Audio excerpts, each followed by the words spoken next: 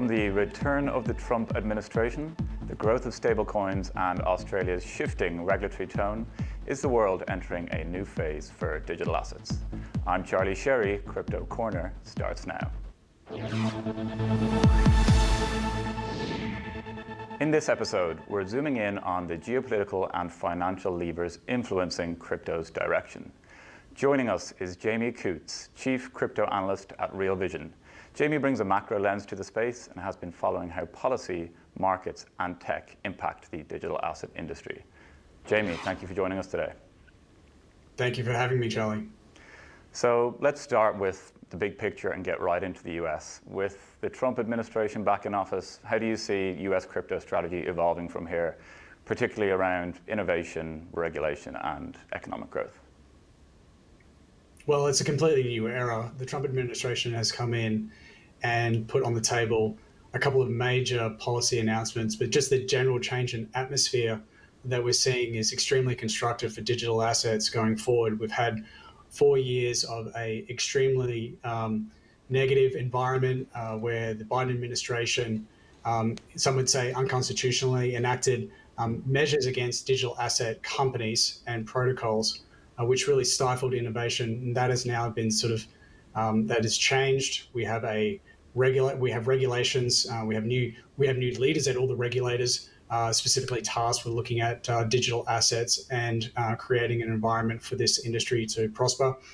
Importantly, for US dollar hegemony, the stablecoin bill is likely to pass in just the next couple of months. And also, very importantly, a market structure bill, which will address intermediaries and also crypto protocols, the actual assets themselves, in a framework which will hopefully provide more clarity, more disclosure, more transparency, which I think will be very constructive for increasing amounts of capital flow into the industry. Yeah, there's a lot of potential catalysts there that you spoke about. I suppose we're a few months into the administration and Trump's presidency now. And I guess pre-election, there was a lot of talking points about how positive this administration would be for crypto.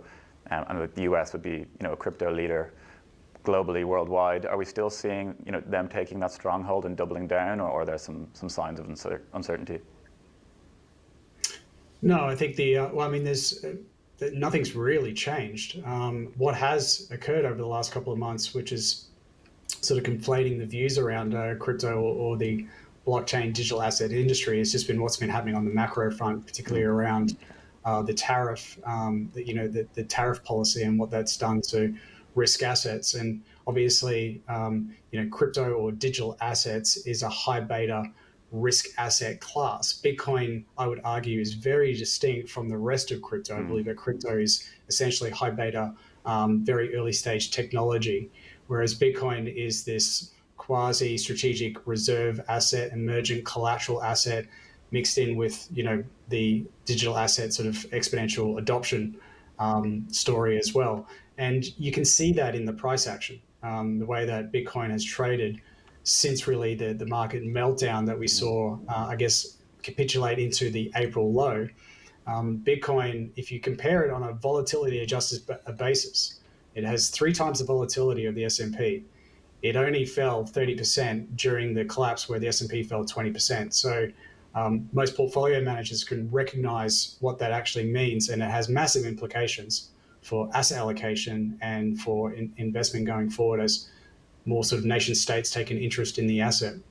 Yeah, and do you think Bitcoin has strengthened its position as an alternative investment option in this sort of global shift around and tariffs and the changing trade policies out of the US? We've seen gold hitting all-time highs, and I think crypto natives would sort of recoil when people talk about decoupling from risk assets, but we've seen some small signs of that recently with Bitcoin. How do you see that playing out from here? Well, we have to take a step back and just realize that what an amazing era we're living in. Every 50 or so years, there is a major global reset. There is a change to the monetary and economic order. It's very clear to me that we're living through one of those shifts right now. So gold, with thousands of years of history as a reserve asset, as the backing for a monetary system, is being remonetized.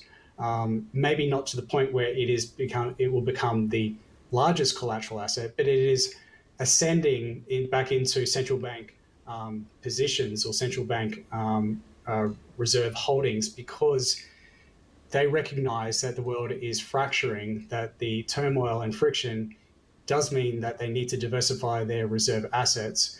And that has meant that gold has been outperforming. Now, I think gold will do very, very well. And there's a lot of upside in gold over the next couple of years, not only just because of this sort of this change in sort of sentiment around central banks and large asset managers, pension funds, sovereign wealth, and even private individuals, but just the amount of monetary debasement that is still likely to occur. You need to own assets which will outperform the debasement of currency, and gold still has a very strong case.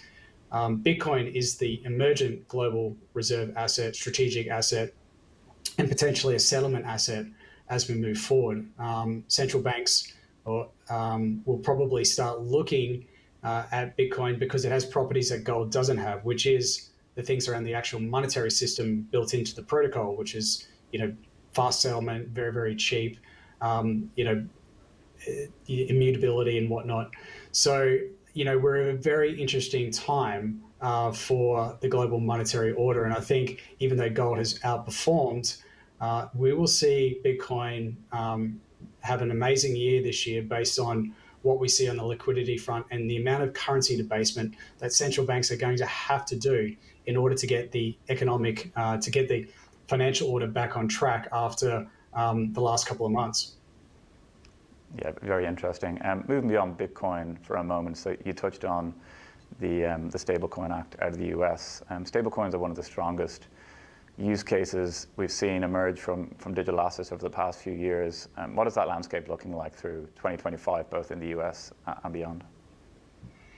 Well, it's stablecoins are a massive unlock for global productivity and economic growth. I mean, global GDP is around $100 trillion. The financial system's, roughly 13% of that.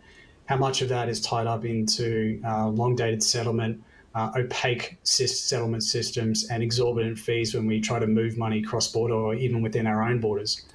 So there's a lot of potential for stablecoin to eat into, the walled gardens and the sort of high friction financial system which we've tolerated for the last couple of decades. At the moment, outstanding stablecoin supply or market cap is around 240 billion. It's increasing at a rate that we haven't seen since the last bull market when stablecoins were very much in their infancy. And if you look at the transfer volumes using stablecoins today are they vary from month to month. In the last couple of months, they've been anywhere between $2 to $4 trillion per month. Now, Visa, the largest private payment network, processes about $1 trillion per month. So we're seeing stablecoins eclipse the existing financial rails.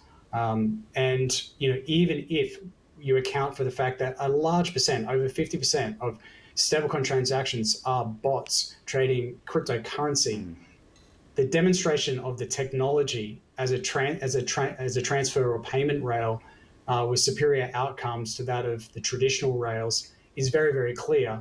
And that's why PayPal has a stablecoin. MasterCard just announced that they will be accepting USDC. Visa has done the same. And we'll see the likes of Stripe who are making inroads into stablecoin space as well. So it's really going to see exponential growth to several trillion within the next couple of years. Yeah, and are we seeing much adoption of non-US dollar stablecoins, other major currencies, even within Australia or other leading nations? To be honest, not really. The Europeans are ahead of the game. They have had a piece of regulation in place now for well over a year. So European stablecoins, I think, will grow, but it's been very slow on that front. Here in Australia, we simply just do not have the frameworks or the willingness from the political parties or regulators to get in front of this and start actually thinking about innovation in the space. I know that both parties are going to this election stating that they will do something if they're elected to power. They've been saying that for a couple of election cycles. I assume it will get done in the next sitting, whoever is in power. But there's, it remains to be seen in Australia because we've not been leading in that department. Yeah, as you mentioned, we are still lagging behind other jurisdictions from a framework and regulatory point of view. What would you like to see from the industry here in Australia to position itself as a leader in the industry?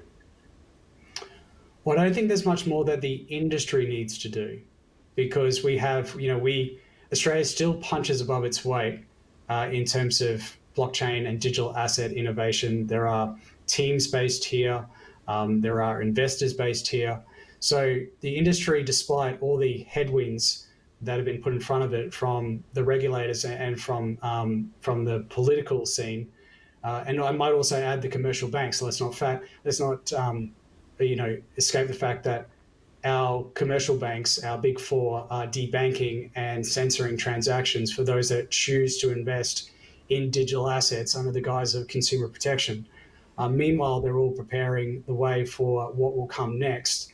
So I think at this point, it really is within the levers of power on the political stage to really get things going. There's only one political party that has a clear and very innovative policy around this, and that's the Libertarian Party, who have put forward the prospect of a strategic Bitcoin reserve for Australia and privacy and mining rights as well. Yeah, it's interesting to watch over the next couple of months with the election coming up. You touched on a possible Australian Bitcoin reserve, and a lot of the talk over the past few months and the past year has been around Bitcoin as a treasury asset. We've had the strategic reserve out of the US, obviously MicroStrategy, stockpiling Bitcoin on their balance sheet, GameStop even getting involved. Do you see this as genuine adoption of Bitcoin across the globe? Is some of it just sort of headline making news? What's your take on this?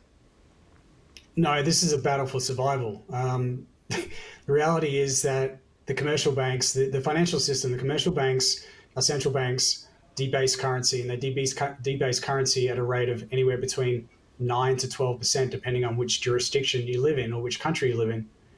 So if you're a company and you have cash flows and you're parking those cash flows in fixed income instruments, you are making negative returns. Even in high interest rate environments, like we've just seen, relatively high interest rate environments, it is in their best interest to seek out assets which will preserve wealth over the long term. So the move by MicroStrategy is really just a first mover advantage that has been copied by many other corporates around the world. We just had the announcement that Cantor Fitzgerald, SoftBank, which is the enormous Japanese technology company, and Tether are teaming up to create a new Bitcoin holding company. What we're seeing is the emergence of a Bitcoin financialization, the integration of Bitcoin into the traditional financial system. And it's not just a corporate treasury play, it will be a nation state play. And we've seen from Coinbase in comments just recently that sovereign wealth funds are acquiring Bitcoin as well. The world needs a non-sovereign, immutable asset that is provably scarce. And Bitcoin is the front runner in the digital asset space as that collateral or strategic reserve asset. Yeah, absolutely. It is really an interesting time for the industry and globally as well. Thank you, Jamie, for joining us today. We'll let you go. Thank you very much. Just a quick reminder, this episode is for informational purposes only and does not constitute financial or tax advice. For personalized advice, always speak to a qualified accountant or financial advisor. This episode was brought to you by BTC Markets. This is Ticker, and we'll be right back. You're watching Ticker. We'll have more in just a few minutes.